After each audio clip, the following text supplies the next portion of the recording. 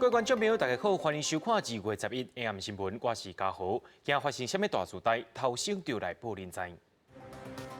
菲律宾23日发布旅游禁令，禁止对中国来的旅客入境，因为一种关节台湾也受到牵连，无法入境。台湾目前无增加武汉肺炎的病例，也甲香港、新加坡、泰国提升旅游警示。在香港发生大地共一栋楼啊，介绍因为变数排气管烧通发昏池啊，所害别人感染到武汉肺炎的病例。因为武汉肺炎当日严重，菲律宾伫昨昏深更时阵宣布台湾甲中国旅客共款列作是禁止入境的名单。台湾的旅游业者甲航空公司无随得到通知，所害着一台拄到菲律宾的飞行机有80外台湾旅客拢无法度入境，在今仔中昼因是坐港班飞行机登到台湾。这位桃园机场飞去菲律宾准备度假，无到24点钟，因为菲律宾政府发布中港澳甲台湾禁止入境，台湾旅客伫机场大厅被困一暝，搁飞回来桃园机场，假期就安尼去了，旅客是真无奈。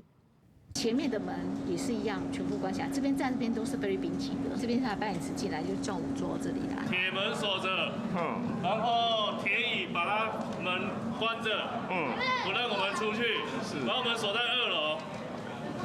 对，然后铁链都锁着，外面还有警察一直走来走去。旅客翕当时的相片，当地工作人员用手啊围条咧，要求袂当落楼，就安尼踮伫遐一暝。大家拖行李非常忝，最后被安排坐原来飞行机登来桃园。去苏富甲长滩岛航班，台湾旅客入境拢受阻。有马尼拉台商听讲可能断航，赶紧登来台湾。说断航了，后来呢？后来我在联络旅行社在通知我，说可以了，复航就对了，差了1个半小时。如果有烦恼，我无得回来。不啦。对台湾旅客被禁止入境，华航目前飞马尼拉航班正常。毋过只受理菲律宾籍甲提当地永久居留签证的旅客坐飞行机，中间采用便邦处理，再去往返航班的跨境所调整。观光局指出，目前伫菲律宾也有差不多500多名台湾团客，大概有21个团体，然后旅客有542人。这些旅客可能后续还有一些行程、机位的安排跟航班的移动或改签的东西，旅行社要特别去注意。观光局统计到2月底，受菲律宾禁令影响的旅行团甲旅客有83团，1680人。会要求旅行社妥善处理该团或者是退订。针对目前也咧当地团客2地因为还有航班往来，若团客班机被取消，会要求业者安排旅客签转，确保顺利回国。记者综合报道。因为菲律宾宣布讲拒绝所有对中国、香港、澳门、台湾来的旅客入境，也害了台湾人去到菲律宾却无法度入境。行政院长苏贞昌也强调讲，因为疫情的关系，台湾和真济国家根据着一个中国的关节牵拖着，台湾政府会继续沟通，希望2个国家会当维持正常的往来。行政院长苏贞昌11到中华邮政的配送中心慰问人员升楼。菲律宾民航局因为武汉肺炎疫情严重，初10的半暝突然发出公文，拒绝任何直接来自中港澳也过台湾的旅客入境。对于菲律宾的动作，苏院长也感觉无奈。这一次因为武汉肺炎疫情，台湾除了受疫情之害外，也受这个一中许多国家不了解的牵连，让台湾也受害。很冤枉。原本回国，卫生部处长蔡十伫记者会上表示，既然对中国有临时旅游禁令，其一中台湾也包括在内。另外一位处长却表示，政府也未做最后的定案。消息指出，菲律宾驻台代表处高向外交部澄清，强调相关发言并不是回国官方立场，只是初10半暝回国民航局突然发出公文，拒绝台湾旅客入境，因为咱国过去捌因为广大兴科渔船等事件3度冻结回国渔港。敢是安尼是冻结的反制措施，外交部强调，也来透过各种管道交涉。菲律宾在昨天晚上，在昨天他们做了这一个决定之后呢，他们就直接了去通知了菲律宾的民航局，不准台湾人民包括中国、香港、澳门等等入境到菲律宾，所以就是变成他们之间平行之间呢，并还没有这个做完整的一个沟通跟一个协调。劳动部表示，今是对回国做出冻结移工措施，目前无做这款的讨论。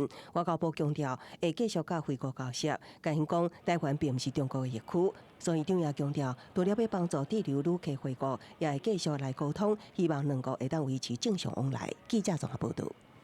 伫咧咱台湾的国内武汉肺炎病例是停伫18例，无新增加病例，也因为香港、澳门、新加坡拢出现社区的群聚感染。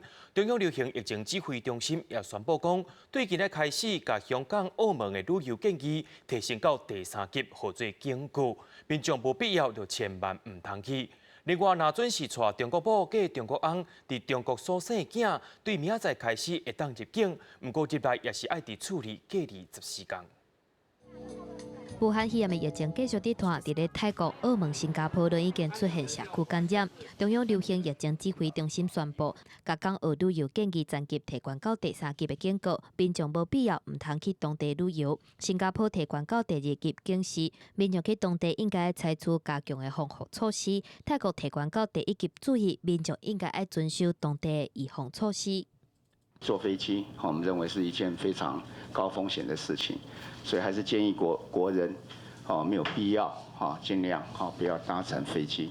另外，指挥中心嘛对中国人士出入境来做管制，采取2项措施。第一是针对商务旅游等6项事由已经伫咧台湾停留的中国人士申请延长停留的期限，会当专案大概予因15天。另外，登记居留证或者是登记探亲证的台湾人，也是讲中国配偶的囝儿，因为家庭团圆还佫有人道的考虑，会当予因入境。毋过必须居家检疫14天。同时也考量家庭团聚还有共同生活的一个伦理需求，所以综合考量这些防疫风险与人道因素，那采取了这些强化管理措施。指挥中心表示，目前累计严重特殊传染性肺炎的通报个案有1617人，包括18个确诊病例，目前无新增加的个案。若是世界卫生组织 WHO 卖伫11、12这2天，邀请全世界400专家开会讨论武汉肺炎疫情的部分。这届会议的重点伫咧新药啊、疫苗技术研发等等的议题。台湾有2位专家，嘛会透过线顶的方式来参加，毋过受到保密协定的限制，会议的过程未公开。记者综合报道。讲到邮轮船石公主号，目前停伫咧日本横滨港的码头进行防疫的隔离，也在这个船顶有135位武汉肺炎的感染者，不过伫咧船顶也有23个台湾人，佮再加上船顶的环境歹、欠药的问题真严重，因也写批予总统蔡英文讨救兵，希望政府会当甲日本沟通，协助因落船隔離。熱の高いとかですね、あるいは高齢の方、そうした方を中心にですね、先行してそうした対応策を取って検査を行っていきたい。日本官方表示，会看情况，先予部分乘客落船了后，再中到日本特派医护检疫人员上船，先予年岁大的人甲有慢性病乘客先落船。日本他们还持续的进行这个海上的这个相关的检疫的工作，那我们当然也要尊重他们这个检疫的程序，还有他们检疫的这个结果哦。那我们会持续了解进度呢，并且提供必要的这个协助。三石公主号自2月初1出现1名确诊病例了后，到初10，累计确诊病例已经超过135例，甚至不排除也会继续增加。有专家学者指出，传染速度会这么紧，主要是食林笋拢伫船顶，而且自助餐食的餐饮，病毒可能透过餐饮传染，再加上中央空调扩散病毒传播。当然，这里面是一个非常的高危险区。那怎么样做一个适当的救援？那我们积极跟日本政府在研议中。目前船顶有22名台籍旅客甲1名台籍工作员，因为船舱的环境无好，游玩有真侪人陆续出现发烧、咳嗽等状况。传出有1名男性乘客向媒体联络，以写批方式向总统蔡英文化救。批内容讲，85岁父亲一直扫，甚至已经扫出血，希望会当协助落船隔离。另外1名乘客强调家己是战将人士，希望政府出手相救。有关船上旅客的这些心声，那我们都有从各个讯息管道清楚的获知，绝对会去对国人的权益进行保护，进行维护。那同时呢，也是要落实国内的防疫工作，所以我们会去进行一个最妥适的协调与安排。日本政府表示，因为检测器材不足、空间有限等原因，其他乘客原则上也是爱伫船顶隔离到2月19。台籍乘客什么时阵返来台湾，恐怕要等到隔离结束了后。目前，咱国正甲日本政府积极研究中。记者综合报道。要防止武汉肺炎，人人拢爱照规矩来。不过，伫台北市所发生讲，有人有旅游史爱伫厝里隔离，所互防疫单位找无人的情形。有人对金门小三通入来，需要伫厝里隔离，人煞伫外口乱扫，相关单位也该罚3万块。武汉肺炎疫情继续摊烧，台北市政府举行几摆防疫应变会议，针对居家隔离、甲居家检疫等相关工作进行讨论。因为居家检疫的人数呈现浮动的情况，北市查查传出有6名居家检疫失联的情况，也过经过警政单位查访，已经连续到1人，但是在又增加5名居家检疫失联者，变成10人失联情况。今天总共失联的人数是10个，可是每一天都有新的变化，因为每天都要去 check 他在不在，所以变成是每天的数字可能跟警察局那边的数字会完全没有办法对应起来，因为每天都有新的状况。毋但台北市拍拼控管，离岛金门1名男子初2下到小三通入境了后，需要居家检疫14天，也毋过伊查查却擅自外出。警方知影了后，约谈到案，被金门卫生局以传染病防治法出3万的罚款。昨天已经开罚了，就是没有合作在家里，然后开罚了3万。那我们的 FB 上面会有相关的讯息在上面。因为居家检疫者是由卫生甲民政单位掌握，若讲电话联络袂到，就会向中央汇报。佮经过警政署发文予各县市警局，请辖区派员查访找找。北市府强调，因为这期间会有通报时间的落差，12个防疫应变会议会就改善方式甲开发展部分进行讨论。记者综合报道。伫咧台北市也发生讲，伫厝里爱隔离的独生爸爸，说因为伊的囝破病无人照顾，所以家己带囝去诊所予医生看。这款的行为，竟然也惊讲变做是防疫的空帮。另外，伫高雄也诊所对正月底开始要求大人爱个人予医生看，就是惊讲陪伊入去互看的人身体状况，医生唔知影。行到门口，民众想要看医生，加一道电视，护理人员会口头问相关旅游史，也录健保卡来确认。这是高雄一间诊所为了防疫所生出来防护。医疗这个就诊的病人或陪伴者这个筛检的一个状况哈，这个有助于我们整个防疫的工作哈。那希望这个社区的这个传染能够越晚发生越好。本身是高雄市诊所协会理事长的杨义忠医师讲，为1月底开始，家己诊所都这防护，要求大人看病爱单独入去，降低共一空间的人口密集度，行动不方便，或者是12岁以下囡仔，陪去家属也爱录健保卡确认旅游史，避免这人正做防疫漏洞，也将这法推广到高雄其他诊所。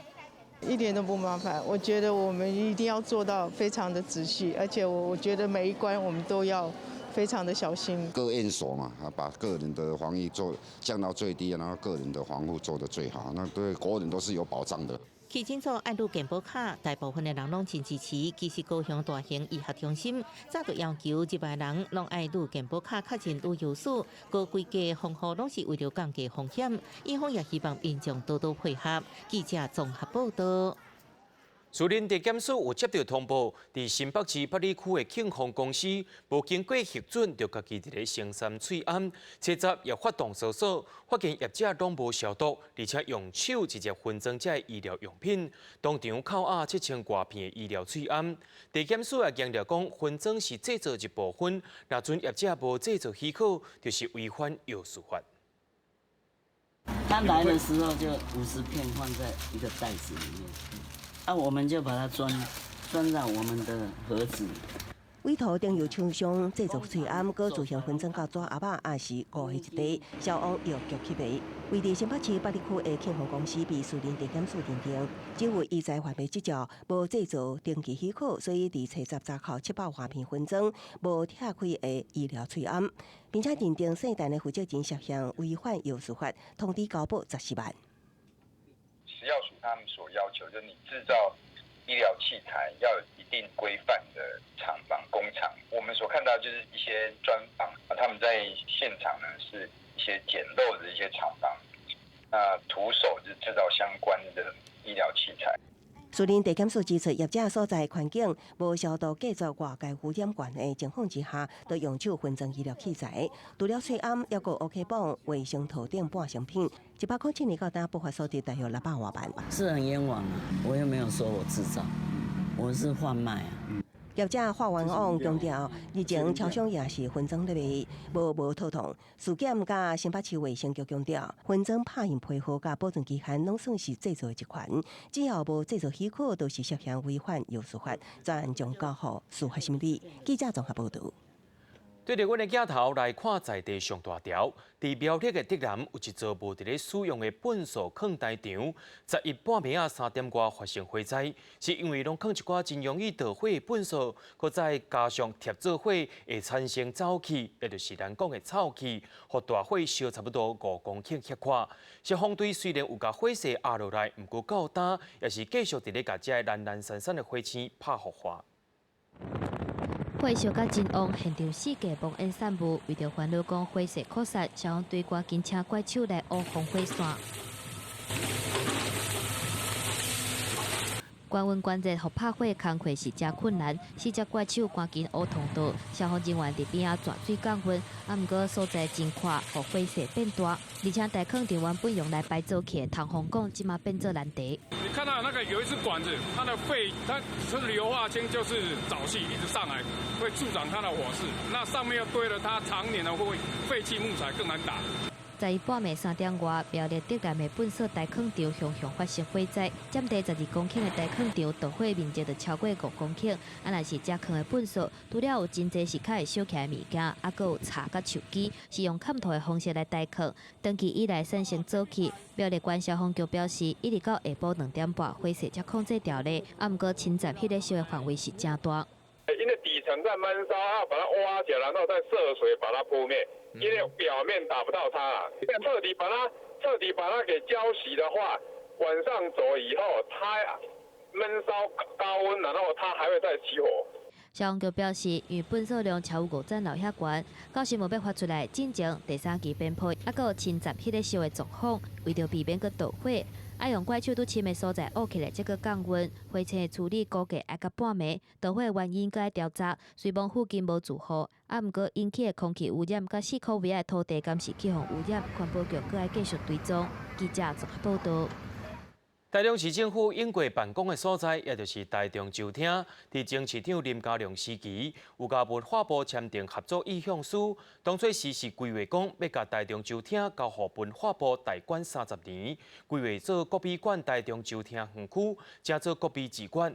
不过现任的市长罗秀燕甲地方联署表示反对这款的做法，讲要留你家己规划。巴洛克式的建筑有固定风格。台中州厅伫新市政府完工了后，也是成为台中市的指标建筑。伫前任市长林佳龙时期规划主建筑群征收，无想交予中央代管。现任市长罗秀燕坚定复决。不希望官署迁走，也不希望无偿交给中央，遵照民意如果修复完以后这些官署会再迁回来。台中州厅伫日本时期都是台中市旧城区的重要建筑。95年11月公告指定是市定古迹了后，民国108年4月公告指定是固定古迹，也毋过因为年久失修，前任市府伫106年核定编列2.5亿，中央补助3.8亿预算，预计今年5月动工。当时规划台中州厅将由文化部代管30年，并且指定规划是国美馆台中州厅园区，也都是国美志馆，也毋过地方联署反对。趁这个时候呢，我们应该向中央来很充分表达我们地方的一些陈情、一些声音。我们也希望中央可以充分的尊重我们地方人的想法。台中市府表示，文化部原本规划代管两地甲周边的土地30年，地方出现真侪无同的声音，表示可能予旧城区规划欠整体性。文化部表示，原本规划方向希望甲现有的国美馆配合，是台湾美术史设置专属展场，也毋过目前台中市府已经有规划，表示遗憾。台中州厅已有明确的规划，本部对于市府的决定表示遗憾。本部先前已开始另外寻找合适的地点来建置。文化部表示已经开始找另外适合地点建置。市府表示，修复完成了后，除了会维持现有的办公厅舍，也会有艺文空间，也会甲文化部进一步协商。记者综合报道。望春风这条歌的作词人李林秋，伊所住的大稻埕旧厝，在2009年公告做历史建物，却因为李林秋的孙发生债务纠纷，这间旧厝也互法院拍卖。李林秋的后生也希望用6成计销，大约是1600万改买转来，也希望讲有优先购买权的主管机关台北市文化局会当优先把这间厝收到转来。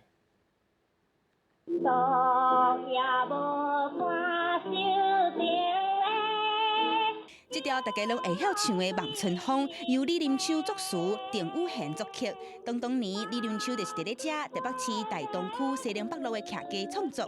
李林秋伫咧1979年过身，这栋建物伫咧2009年6月份去互公告做历史建筑，外界拢叫这个所在李林秋的古厝。即马传出李林秋的孙仔甲厝提起贷款，去互这款人以正悬的计数追讨，告去法院败诉。这款人即阵以2500多万拍卖。第三标的时候1550万嘛，我用1600万哦，会较标起来。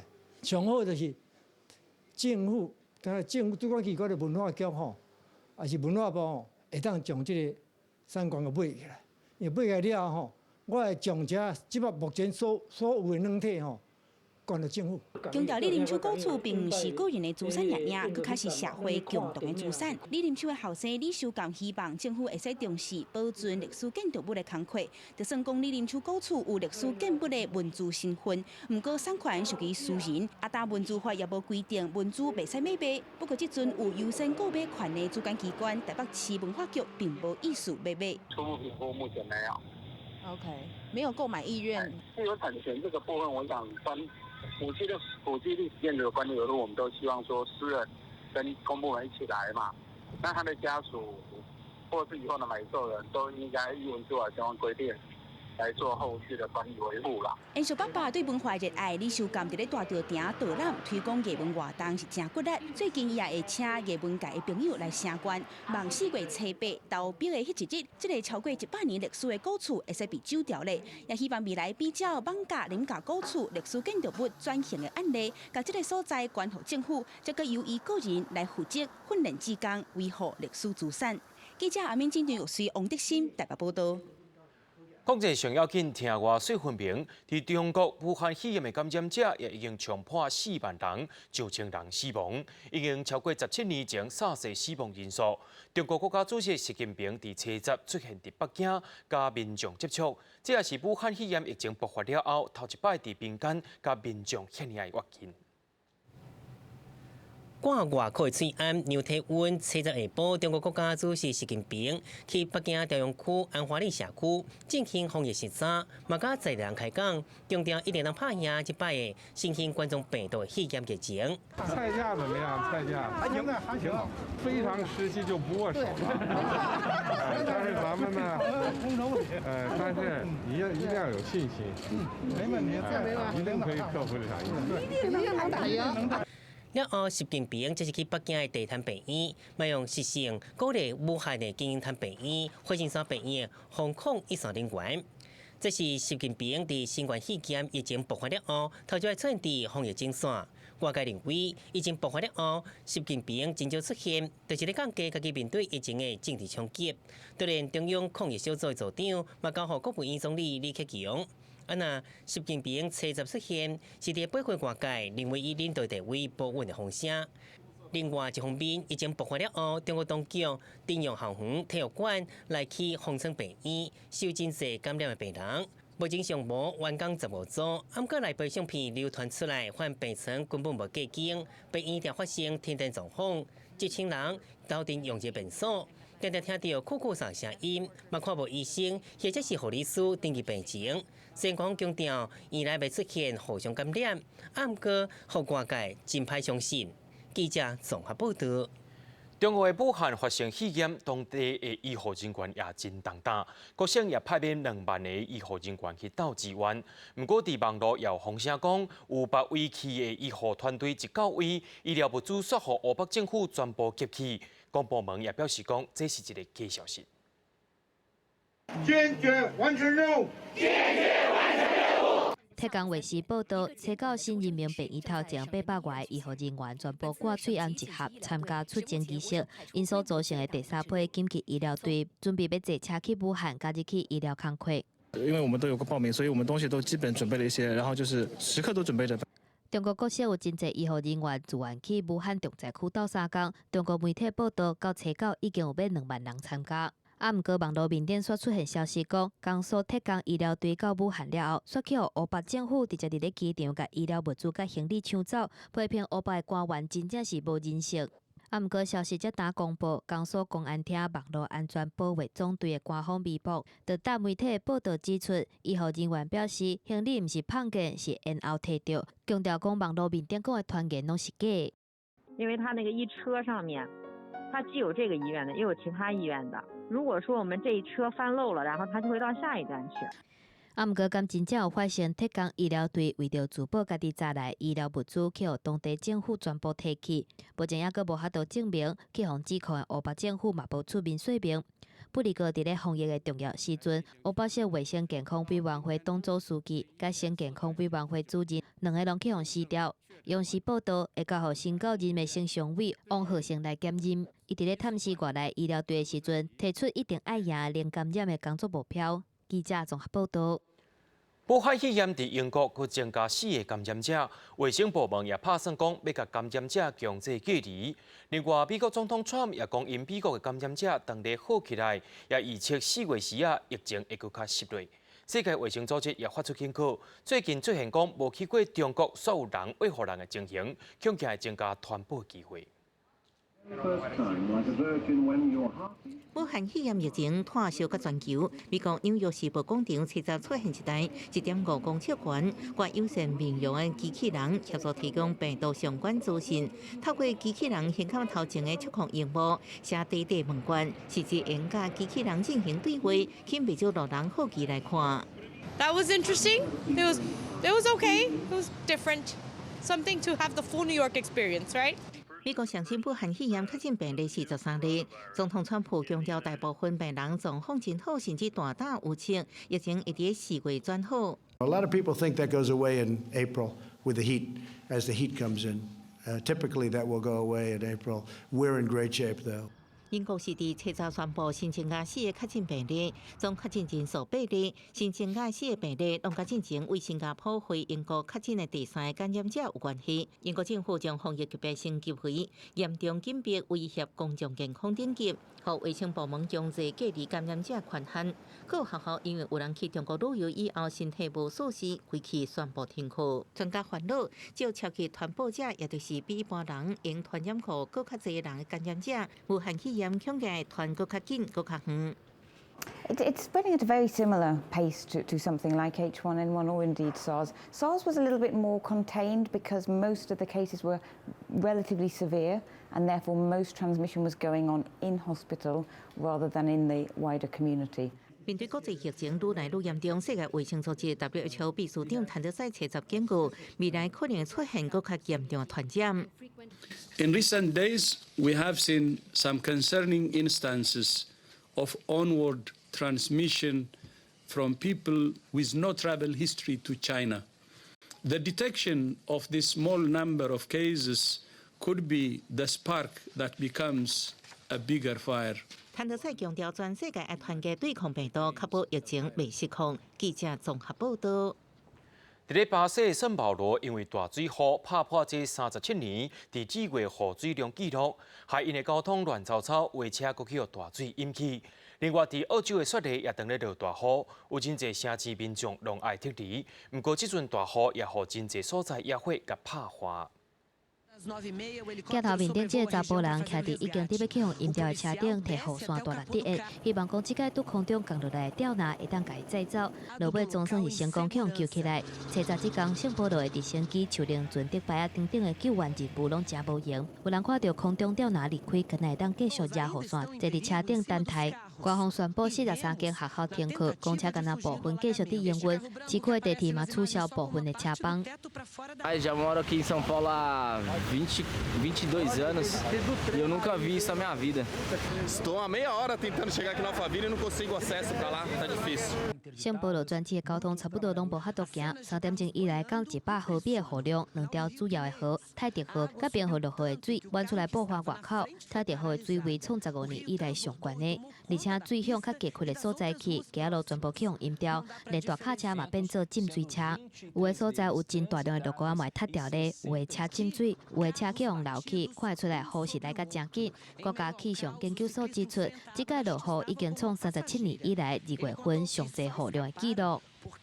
这是伫咧澳洲雪梨东岸的海岸边，因为透大风、落大雨，应一直拍起来。地处海水伫咧强烈的冲击之下，就那像是伫加牛奶泡共款，变做真特殊的模样。新南威尔斯24小时以来降超过200毫米的雨量。有真侪城市的民众去向江边撤离，有50间学校停课。若是雪梨过去4天降雨量391.6毫米，嘛已经创自从1990年以来上济雨量的记录。特别开始的大水雨，随望地区部分人员去互调理。超过10万户停电，毋过嘛有好消息，新南威尔斯30位野火去互拍花，包括伫咧过去74天，甲要50万公顷土地烧掉的库洛湾野火，还有5位原本也未控制掉的野火。记者综合报道。美国的司法部伫当地时间7日召开记者会，宣布要甲4位中国解放军的成员起诉，是因为这4个人自2017年开始入去美国的信评机构的资料库，共变鬼变怪，致使1亿5,000万美国民众的个人资料被偷摕去用。美国司法部宣布起诉4名中国军方黑客。这个案件发生在2017年，涉案的4名黑客吴志勇这个人，拢是中国人民解放军，因偷的美国国民资料达到将近1亿5,000万人，包括受害者的名、生日、住址、社会安全号码、甲驾照资料，将做历史上上大黑客案件。I'm here to announce the indictment of Chinese military hackers. Specifically 4 members of the Chinese People's Liberation Army, for breaking into the computer systems of the credit reporting agency Equifax, and for stealing the sensitive personal information of nearly half of all American citizens.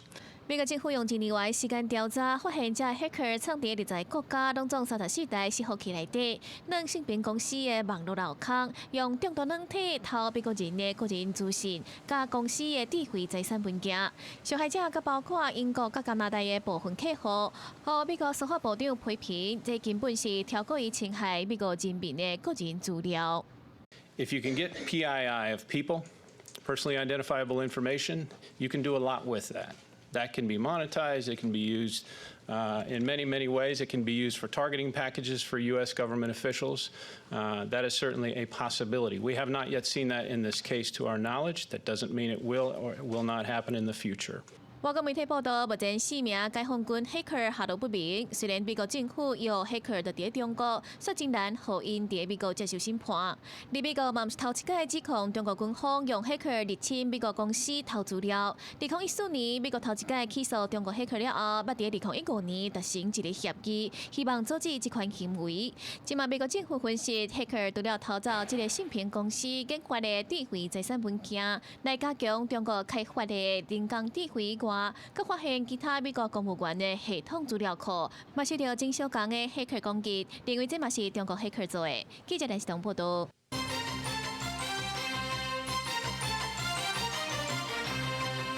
讲到香港的武汉肺炎病例，到昨为止已经有42例咯，其中新增加的病例加第12例是住伫楼顶楼骹同一栋。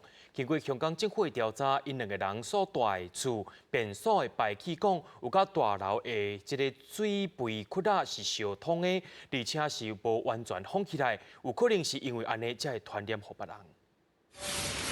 检疫人员穿防护衫来社区1楼等待环境采样，即便是挂嘴暗坐巴士进行隔离。这是香港青衣中空圳空比楼传出广播港楼站的居民小连续确诊感染武汉肺炎，政府官媒特地祝贺，避免疫情继续来扩大。幾時開始有卡啊？你看到呢個307呢個單位裏邊咧，我哋初步嘅理解係有關嘅住戶咧，可能係進行過呢個係自行嘅改裝嘅工作。咁由於佢係將呢個排氣管咧嗰個咧係做咗一個係改動咧，咁變咗我哋嘅同事咧，今天咧就會再去現場咧作深入嘅調查。就算政府撤离大楼基面了后，也是有4个住户佫出现疑似的症状，其中第42例确诊个案的62岁女士，甲第12位个案75岁患者，共款拢住伫青衣中空军空美楼控制单位。虽无2个人20层楼，啊，毋过因为2个人先后发病，又佫是住顶下层，香港政府调查了后发现，2个人住的单位便所排气管接塞管，而且楼下患者住的所在排气管无封起来，无排除讲病毒透过这款方式传播的可能性。嘛，互香港各界开始烦恼，讲敢是有社区感染的状况来发生。特區政府係高度重視呢個個案嘅，所以衛生防護中心呢已經係聯同工程師同埋專家進行詳細嘅調查。呢一個詳細嘅調查呢喺今日會繼續進行。因為這個病毒會從大便排出哦，所以它會從我們的大樓的下水道這個系統出去。那如果这个大楼老旧，然后它的化粪的功能或者这些灭菌的功能不好，然后可能有些管线出问题的话呢，这个病毒会往哪个方向跑，很难预测。医师表示，武汉肺炎病毒的喙瘰入到空气当中了后，什么款传染的可能性拢有。民众要保护家己的话食，也是爱接洗手、刮喙暗是上安全的方式。记者综合报道。因为武汉肺炎的疫情，除了中国学生，香港、澳门的学生也是暂请因卖来台湾读书。虽然有的大学有各种的教学措施，不过若准是医学院6年的港澳学生，有可能未赴实习，也无法度参加国家考试。有大学也希望教育部就要研究相关的措施。事实上，我们并不鼓励老师们常常走动。因为在收播端会觉得很眼花缭乱。南京角度镜头就对你说，华梵大学引进10台自动翕相机器人设备，提供服务前居家检疫的港澳生，无法度来台中国学生加港澳学生进行视讯直播教学。我们华梵的这个陆生跟港澳生呢，以这个美术方面的学生，还有做艺术设计方面的学生，占大部分。那所以他们的专业领域呢是比较相近的。那我们可以很容易的就帮他们安排这个专属的课程。华梵是较细较经济的大学，学问也较紧。26位无法度来台湾的中国学生甲港澳生共步远距离教学，成本甲操作拢较简单。啊，不过亲像世新大学有244位中国学生无法度来台湾，港澳生有76位。学校采取课程直播，或者是录影上传到校内网络平台，方便学习。那目前我们还是一样，大学部就是不要超过25学分，我们就是任他选。那么只要那堂课是有港澳生或者是陆生在这个外地的，那这个部分呢，我们就是会尊重他们的受教权，因此呢，我们用线上教学的方式来满足他。放松授课学分限制，入门考试应采取视讯等等。每一间大学提出港澳生安心就学措施，大部分比较中国学生，较特别是比如医学系2年的港澳生无法度来台湾，恐惊未赴参加国家考试。国家考试在7月17号就要开始进行了，如果我们往后延的话，学生可能是没办法实习的。那它就会影响到了国考，所以当初我们在教育部去开会的时候，其实我们是有建议说，国考是不是可以往后延？但是国考往后延又有一个问题是，学生需要证照，他才能够去医院工作。台北医学大学指出，中国学生免参加国考，目前正在研究延后实施的配套。港澳生若是延后个未赴国考，希望教育部研究考虑研究应用办法。记者综合报道。讲到肺炎的疫情影响中国开港时间，伫台湾也有真侪银行伫中国也有分行。目前大概还有100名的台湾干部继续留伫中国。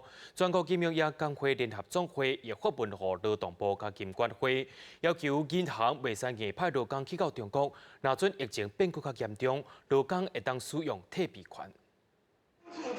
武汉肺炎疫情真严重，致使中国最近小连续对真侪城市采取封闭式管理，或者是封城。目前台湾有真侪银行伫咧中国拢有分行或者是主行，为着保障台湾劳工的健康安全，全国金融业工会联合总会发文劳动部甲金管会，要求银行袂当指派劳工去中国，若是疫情变严重，劳工会当行使退避款。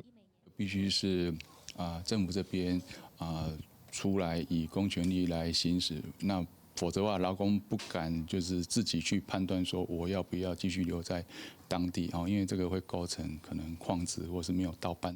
目前国内总共有15间台资银行去中国发展金融业务，其中分行有24间，主行有5间。根据金管会了解，疫情发生了后，包括土地银行、台湾中小企银、台北富邦、台湾银行、中华银行、永丰银行、兆丰银行、华南银行合作金库等等，9间台资银行、12间分行也是主行伫咧武汉、南京、福州也是宁波等等受到影响的区域，有101个人留伫咧当地，目前状况真好。目前我们要求的就是说，总行要全力来支援它的防疫的设备，然后做妥善的因应。那我们反对说很强行也不愿跟员工沟通，也不让他理解我提供你什么设备，就直接一个派令就邀他去中国大陆。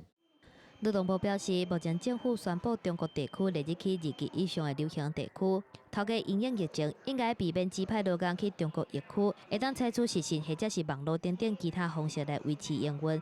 若是雇主强迫要求劳工去中国疫区做工课或者是出差，抵触劳工有权益受到损害，劳工会当用安尼做理由来结束劳动契约，雇主嘛应该爱付资遣费。记者综合报道。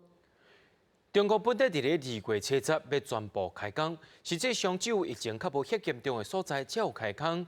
有台商也表示讲，虽然苏州有照时间复工，不过企业伫防疫规定也真严厉。若准外地入来员工，也是爱隔离14天，对厂房内的消毒等等的防疫措施也做甲真认真。我们预计在月底，但是要看政府这边核准。开工日也伫申请当中，伫苏州的工厂计划伫2月底复工。不过台商表示，受武汉肺炎疫情影响，地方政府检视企业防疫措施真严格，不止催暗酒精数量爱充足，也搁爱量体温，就连员工作业环境也要求平均8点钟消毒1摆。大概每隔8个小时左右，你就一定要做一些消毒的防疫措施。员工吃饭的话，基本上会就用单数，就是拉开大家吃饭的距离。4个的话，可能大家做1、3个，避免就是吃饭的时候导致个飞沫这样会传染的问题。公司复工防疫管制区标准，不过现阶段返工率无悬。有台商透露，毋是当地员工入城，会升起防疫隔离站，搁送去隔离住所隔离14天。瑞士银行经济学者分析，武汉肺炎疫情对中国经济冲击比2003年SARS较严重。湖北正式的有封城，另外其他的很多地方都有限制交通，或者是片区采取这个封闭式管理，限制人口流动、延迟返工等等。经济的影响应该是会大于非典的这个影响。封闭式管理致使中国工业生产停止。虽然评估中国今年第一季经济成长率衰退，差不多伫3.8%，初估损失620亿美金，全年 GDP 6破6，差不多5.4%。有外国媒体报道，中国已经近100间企业摕到无可抗力证明，准备要求供应商延后出货给客户，或者是中断合约。主力伫中国台商恐惊是系列的厂房伫中国国省的风险是更加严重。记者综合报道。伫咧年初发现一只20公尺长的大海鸥，死伫台东中滨的海岸边。经过生态海洋研究团队破腹验尸了后，才知影讲这只海鸥是早着往生啊，才互水流冲到这个所在。长度达到20公尺的大海鸥，就摕伫台东的海岸线顶面。今年的旧历新年初一，发现一件海鸥掉伫海岸的案件。当时，生态海洋生物鲸豚研究中心初步判断是世界第2大体型的长须鲸，但是经过解剖 DNA 比对了后，确定是台湾有记录以来第一只掉伫海岸的蓝鲸。尾鳍的形状跟其他的相比，然后背鳍的位置在身体的哪一边？然后一直到其实最关键是第3天解剖的时候，那个头骨解剖开来，看到它的这个颞窝的部分，那个部分就是非常非常典型的这个蓝鲸的这个特征。DNA 检验出来，大概呈现99.28%左右的这个比例是蓝鲸。过去台湾唔捌有蓝鲸出现过，大部分拢是伫高纬度的海域来活动。生态研究中心是研判。这只蓝鲸可能是死亡真久，随着洋流漂到台东的海岸。伊发现这只海鸥的时阵，伊的胸坎甲伊的喙拢去用鱼骨低调的，嘛正是伊死亡的原因。其实我们在讨论说，它到底是从随着洋流飘过来。对，因为像我们已经事后知道，它可能已经死亡时间估计大概3、4个礼拜以上了，因为它已经受到那个几乎是后面是皮包骨的状态，然后他嘴巴馋到没有办法进食，所以他到底饿了多久，其实我们不知道。蓝鲸是地球上现存体型上大的动物，身体体长大部分是21到22公尺，上悬有33公尺的纪录。而现代金流研究中心是表示，对伊的骨头来看，这只海岸搁伫咧成长当中。研究单位是已经保留蓝鲸的骨骼，将伫咧相关处理了后做成标本。而有关于标本的安置以及展示的地点都还未讨论。记者王正混淡报道。伫咧南投的民间乡有真侪地园已经开始收成，不过当着气候变寒佮落霜，地层有真侪拢也冻甲翻乌的。现场相关单位也去到现场勘查，损害尚无有到3-4成。地龙一前一后，无因咧用机器剪地叶。南投民间乡的地区最近应该是采收的季节，不过这月底温度降到敢若3-4度，兼搁落霜，每足地园拢受到旱害，地树受伤，地叶乌一片，农民只好甲这地叶拢剪落来。已经，迄个叫冻伤去了，骨来就是像咱采去冰着安尼，啊起来就拢无效去啊。民间乡这一次受到这个旱害的情形哦。非常严重。民间乡总共总面积它有2000多公顷的面积依我们现在初步的估计，可能达到40%以上。南投地的建造面积有2000多公顷，所有4成受到旱害，损害未少。农民为着降低损失，先剪掉地叶，佮加强病虫害及水分的管理。因为你即摆若无剪掉后水就当积伫做伙佮后水若有雨水期。迄个要工嘛歹叫，要嘛要采收的积贵个就对啦，无法度采收。民间乡公所已经甲地树旱害的状况通报南投县府，会动农政单位来勘查。民间乡公所表示，各地方损害的程度无同，目前还未达到补助的标准，因会尽力来协助农民处理，希望当减轻地农的损失。记者综合报道。台湾有9成以上的蒜头拢对分林来的，不过最近有农民反映讲，剩无1个月就要收成啊。不过这蒜仔是规张黄，就算烤起来蒜头也无变较大粒。农改场加病虫害专家去看了后，认定是受到天气的影响。县政府也表示讲，若有达到天然灾害救助标准，农民就会当来申请补助。规大片的蒜头园，分林蒜农来到园里，因讲差不多3月初，这的蒜头就爱采收啊。不过即阵这蒜头的叶啊，唔那黄黄，烤出来的蒜头又个细甲粒啊，实在唔知影要安怎卖。正常拢活起来拢会差不多安大块，上盖无遐细长个还阁安的啦。啊，是个过年期咱拢叫销了。啊，你希望讲咱的政府也是有关单位会当甲你协助？会当补助出来。分林县当地种蒜头的面积差不多4400公顷，蒜头的产量占全台湾超过9成，是分林县重要的农业经济作物。这阵蒜头若亲像因为受到天气变化，连咪热、连咪寒，地区蒜头袂大。分林县特别请农改场的人，也有病虫害的专家去县中乡会勘了解原因。前一阵子温度如果说都是30几度啊，然后又是1个礼拜，然后1个礼拜完以后温度又降下来的时候，其实这个对它的肥大会有一点影响。超过1个月搁1、2个月要收成那总共迄个时阵产量整个受到影响。我嘛希望咱中央会当体会农民甲咱农民进行这个灾害补助啦。专家初步排除是病虫害的因素，现场也采样水质，也阁有土肉进一步化验。花莲县农业处长桂胜德表示，县府若完成发文予各乡镇了解蒜头受损害的这个手续了后，确定有符合农业天然灾害的救助条件，农民就会使申请补助。记者综合报道。伫咧分林仑背罗厝村有一个招安客住落，若到上悬，也就是元宵即天，厝里若有查甫囡仔出世，就会抬一架鸡脚啊，灌一罐酒，去第二炉主因兜感谢三官大帝，也就是三界公的保庇。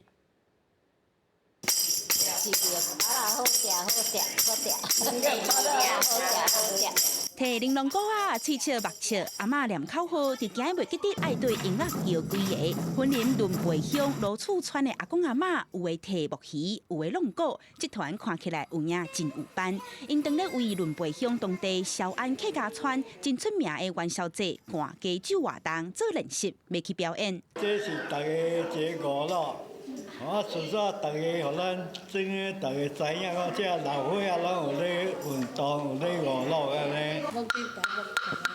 便拿到元宵节，婚林轮背乡罗厝村就会举办赶家酒的活动。只要庄头有人添丁或者是嫁娶，村民就会摕大只的鸡公，也有一罐米酒去第年炉主的厝，比看杀人的鸡公上界当，感谢三界公的保庇。祈求每年会当个出新丁，有传承生育、鼓励生育的意思。所有的长辈非常的重视。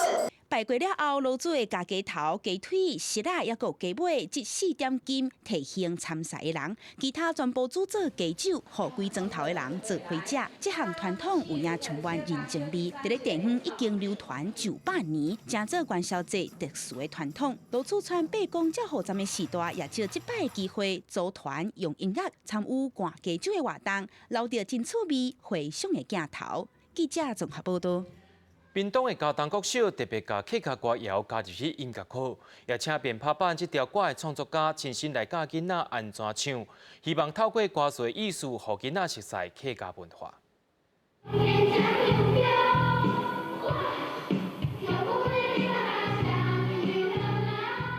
歌词写的是面拍版的特色，佮有一个客家点心，为怎样会受到乡亲的喜爱？屏东的嘉东国小。为着让学生囡仔更加了解客家文化，特别伫音乐课教因唱客家歌谣。板条是嘉东的一个特色，那刚好我们肖吉子主任他又自己创作了这条面趴板，所以我们就把这样的歌曲融入我们的课程里面，培养他们爱乡，然后爱我们这一块土地的情怀。这条歌是早期嘉东在地音乐创作者肖吉子的作品，学校特别请伊来教学生唱歌。肖吉子嘛趁机会，甲囡仔强调面拍板这个客家点心，已经成做客家文化的特色。大家不嫌弃这个，因为这个是尝试的最早期的作品，能够这样子推广出来，我是觉得与有荣焉。那么小朋友现在真的是客家话，真的是几乎都快要忘掉了。那我们就借这个歌曲来跟小朋友讲这是什么意思。校方嘛讲，透过教学生学唱客家歌谣，唔但会使互因了解客家文化，嘛通培养因爱故乡的情怀，互客家文化继续代代传。记者综合报道。人讲人造肉已经是未来食品产业的趋势咯，想袂到连虾肉也当制造出来咧。咱做伙来看有虾米款的新奇所在。亚洲文化一定爱有海产，团团一场真大只虾啊，好食又有个营养。不过那是实验室内底用干细胞培养出来虾肉，口感敢袂共款。It's minced meat, so that's what it tastes like. The taste is pretty much what you would expect out of a restaurant. 两个原本伫新加坡科技研究局工作女性干细胞学者共同创立一间人造肉片公司，因为活的虾提出细胞浸伫特殊的粉红色营养液，保持恒温，让细胞生团，生出口感甲真正虾共款的肉。That you have cells growing inside of this, and once we let this go on for a couple of weeks, the next step is to convert the stem cells into muscle fibers, which is your meat.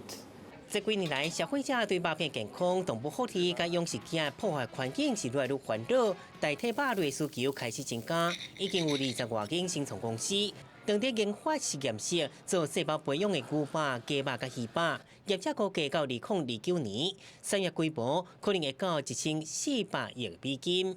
我们这一辈的人应该不接受，因为吃习惯了野生的。我会试着买，看怎样，因为海洋也生物也越来越少。新加坡这间新创成立都成立半年，就成功分出虾肉生产成本相关，即嘛是一个问题。啊，不过业者应该大约抢合作，卖成本会当降低。到时阵可能开始供应给华人的高级餐厅试水温，目标是咧明年变全球第一间实验室肉片上市成功的业者。记者综合报道。明仔载台湾东半部地区、西半部山区以及着金门、马祖有地震雨，其他所在是多云到好天。明仔载天气是好也是歹，做伙来看预报，你就知。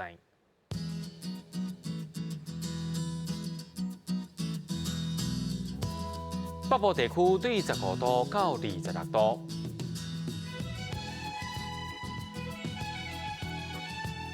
中部地区对15度到26度。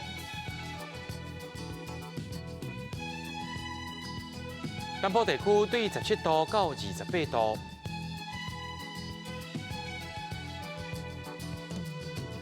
东部地区对17度到26度。咱来看外岛地区，对12度到23度。一个未来3天的气象。